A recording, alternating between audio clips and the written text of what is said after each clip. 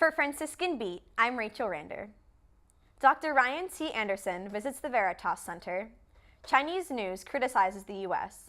And President Trump addresses the UN.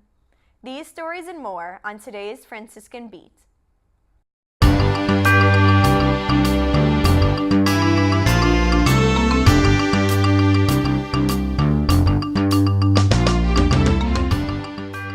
The Veritas Center for Ethics and Public Life at Franciscan University of Steubenville announces Dr. Ryan T. Anderson as its first visiting fellow.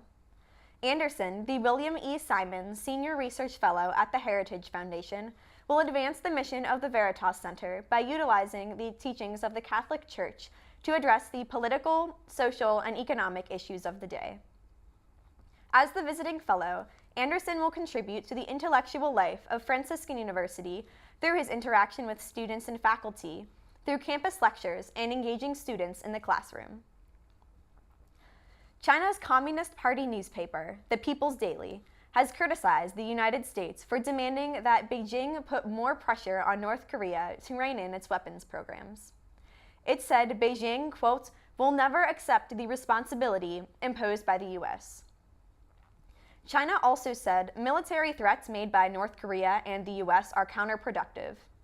North Korea launched a missile over Japan on Friday as it protested against tough new UN sanctions over its sixth nuclear test on September 3rd.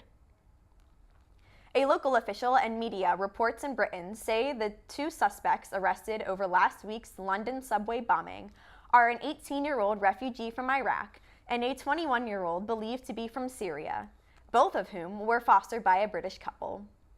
The 18-year-old was detained at the port of Dover. The 21-year-old was held in Hounslow in West London. 30 people were injured when a bomb partly exploded aboard a London Underground train at Parsons Green Station on Friday morning. About 150 protesters who marched through downtown St. Louis to object to the acquittal of a white former police officer in the fatal shooting of a black man are taking a break. The fourth day of protests over a judge clearing Jason Stockley in the 2011 shooting of 24-year-old Anthony Lamar Smith started Monday with a racially mixed crowd marching silently to City Hall. President Donald Trump is pressing the need for reform at the United Nations as he makes his debut address to a session of the UN General Assembly in New York.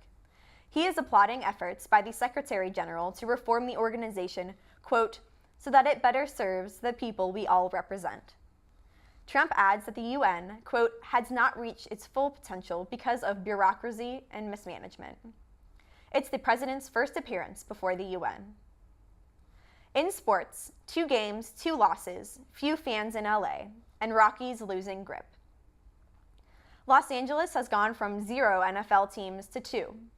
Both had home games yesterday, and both were losers.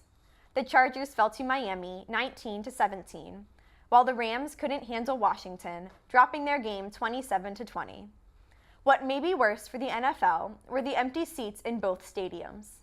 The official attendance for the Rams game at the Coliseum was 56,612 tickets, far short of the nearly 85,000 who showed for USC's game against Texas Saturday night.